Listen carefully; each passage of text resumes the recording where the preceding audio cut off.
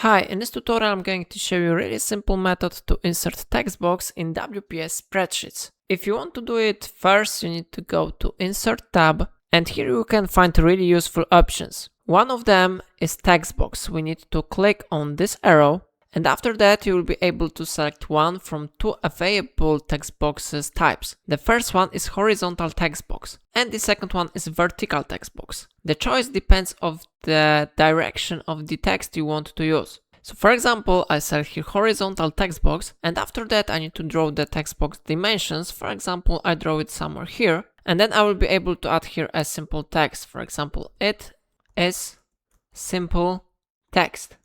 Now you can easily edit this text. You can modify the visual effects. For example, you can change the text fill, you can change it to maybe green, or you can edit it. You can select one from available templates, for example this one. You can change the text outline, you can change the text effects, you can add shadow, reflection, glow, and make other actions here. And of course remember that you can easily modify the dimensions of this text box. For example, you can change it to this one. And if you want to increase the size of this text, you can select it and you can change it here. For example, I select here 16th, and how you see it really works, yeah? So if I helped you to add a text box in WPS spreadsheet, remember to like this tutorial and subscribe my channel. Please let me know in comment if it's of your problem.